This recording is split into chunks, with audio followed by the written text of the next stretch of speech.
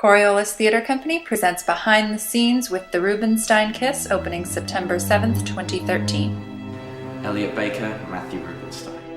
What do you think you have in common with your character? What do I think I have in common with Matthew? I think Matthew is constantly searching for this sense of closure or fighting for something, and what he's doing is he's holding on to the past, a past which he's unsure of, which he would really like to be sure of. And oftentimes I find myself, especially recently, sort of grappling with, anxiety about the past and all of that, and trying to analyze what's happened. And sometimes I feel as though just because the past almost isn't real in a sense, it's just memories, it's what we remember. It might not be exactly how it happened. It is in some ways more mysterious than the future is. And I feel like Matthew feels very much the same way. The past is this big mystery that he's always trying to solve, but you could read every book in existence and he's never going to know exactly how everything happened. So it's just this constant struggle, as with me, it's just trying to let it all go. Going with the reading theme, what are you reading right now? What am I reading right now? I'm actually reading One Day by David Nichols. It was recently turned into a movie with Anne Hathaway and I believe Jim Sturgis. I'm currently on chapter 8.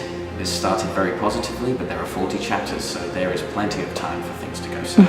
Why do you think the Rosenberg case is an issue that needs to be revisited? Well, I think it's particularly relevant, especially when we think about, this whole idea of what is justice and injustice, and especially recently, this idea of, obviously with Bin Laden and all of that, and how he was sort of executed on the spot, this idea of what is the greater good, and are we in a position as a country where we are allowed to compromise justice and what we think is right in order to pave way for that greater good, and who are the people who are able to decide that, if anyone? What are the stakes for Matthew in proving his family's innocence?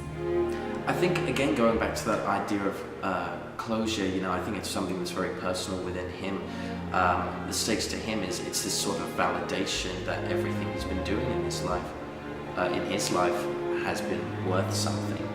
And in proving their innocence, he will feel like, yes, I have been validated, and of course, in not proving their innocence, he will either A, keep fighting, or B, have to find something different to do, which I just don't think he is really in a place he's capable of doing that.